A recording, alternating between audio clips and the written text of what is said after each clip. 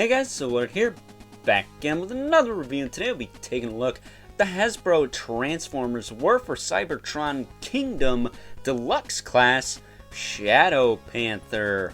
Now before we get into it here, let us first take a look-see at both the front and the back of it. Now before we get into the meat and taters of this review, Shadow Panther does come with one accessory. It is of course the infamous tail whip, which we first saw with Cheetor, and later on with Cybertron even. And we're going to see again with Night Stalker, so call it what you may, it's at least included and is better than nothing. But at the end of the day, I would like something else with the figures utilizing the Cheetor buck here, but like I said, if you're at all familiar with that buck, you know exactly what you're getting here. It's just Cheetor, but in black and this kind of tan color with the mutant head of all things, which that's really the main attraction with this guy. Kind of looks like a Predator mask in some ways, but really cool looking figure. I think I actually dig this guy more than Cheetor just because of the color palette. Everything looks better in black in my opinion. Sorry, not sorry. And this guy's no exception. Looks really cool, and it's another Predacon for the Beast Wars shelf, so can't go wrong there, right? But as far as articulation on this guy goes, it's the same as Cheetor. It has the ball joint in the head, he can look up and down, whatnot. Shoulders move forward and back, out, back down. He does have a butterfly joint in there, which works okay. He's got a bicep swivel, he's got a single joint at the elbow. You do get a little bit more than 90 out of it, so that's nice. He's got a swivel in the wrist. There's that big old plate of Panther kibble on the back there, so that's not ideal. But it is what it is. He's got a waist swivel.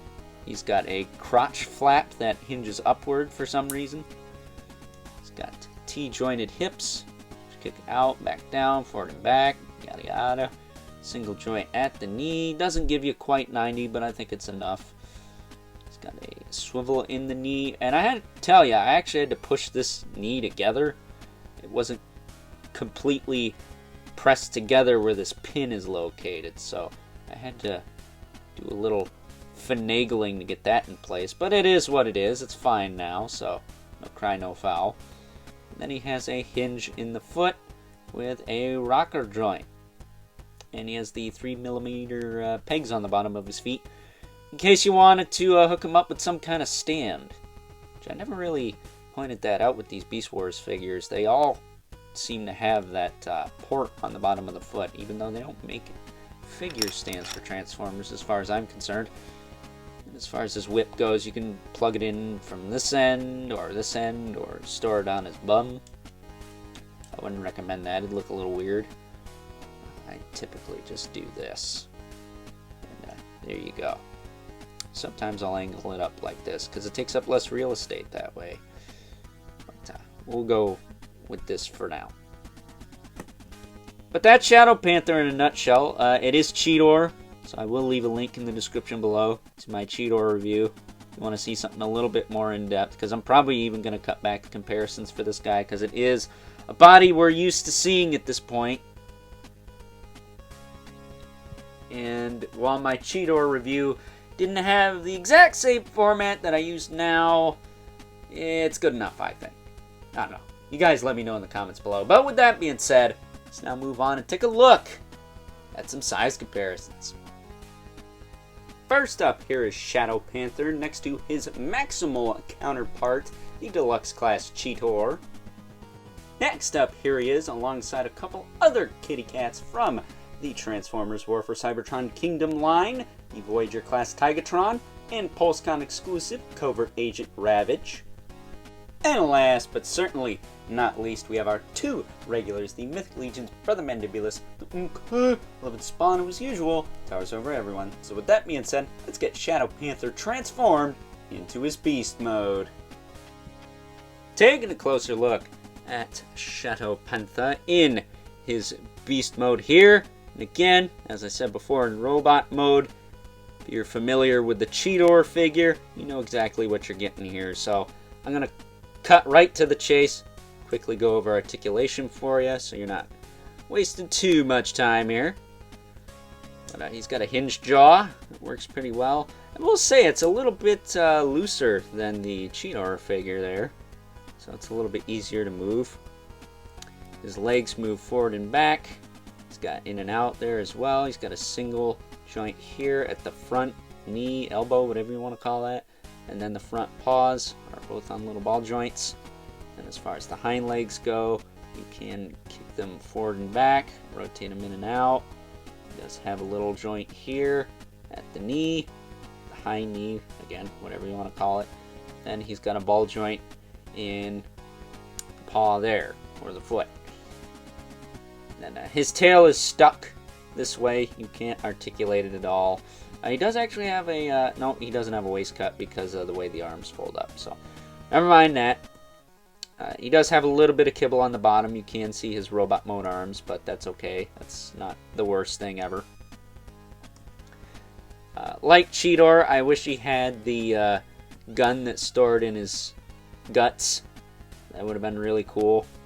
Or, you know, something else to make him a little bit more special other than the mutant head, because Beast Mode, like Cheetor's, is exactly the same as far as the mold goes. The coloring's, of course, different. Arguably, you get more paint apps with Cheetor, but he is what he's supposed to be, and while it ain't much, I don't think it's too bad. Granted, I do still think that Ravage and Tigatron are the best kitty cats we've gotten in this line thus far. I don't think Night Stalker's gonna rank very high for me personally. I'm debating on even picking that guy up. Was he in the show? Let me know in the comments below. But with that being said, let's now move on and take a look at some size comparisons for Beast Mode. First up here is Shadow Panther once again next to his maximal counterpart, the Deluxe class Cheetor. Next up here he is alongside a couple other kitty cats from the Transformers War for Cybertron Kingdom line, the Voyager class Tigatron, and PulseCon exclusive Covert Agent Ravage. And last but certainly not least, we have our two regulars, the Mythic Legion's Brother Mandibulus, 11th spawn, who as usual towers over everyone. So with that being said, let's get this guy transformed back into his robot mode and wrap things up with some final thoughts. Overall, and if, like me, you want to flush out your Beast Wars collection, then this is a definite must-have for you. Yeah, he's not one of the main Predacons, but he is a rather important one since he is practically an evil clone of good old Cheetor. But if you're only looking to collect the main characters for Beast Wars and maybe not so much the ones that showed up later in the series, then this is an easy pass. It's just a cheap, easy repaint for Hasbro to make. Thankfully, they did slap on the mutant head to make him a little bit more unique and special, but at the end of the day, it is what it is. And really, I'm just happy to have another Predacon in my Beast Wars collection. So, with that being said, I hope you guys enjoyed this review. If you are so inclined, please don't forget to comment, like, subscribe, and hit the bell so you know whenever I upload more reviews like this one. And while you're at it, don't forget there is still time left to contribute to my 10-year anniversary week-long marathon extravaganza. Let me know what you guys want to see in the comments below. I'll gladly do my best to give you the utmost best review I possibly can of it. As long as I have it, and I haven't already reviewed it. There are 2 requirements for that, by the way. And if you haven't already, please hit me up on Instagram at Overlord Productions. But as always, keep the comments civil, because the world sucks enough as it is, especially when you're just a repainted Cheetor. I mean, he's not bad, but he's not Tigatron either. And until next time, I'll catch you guys later.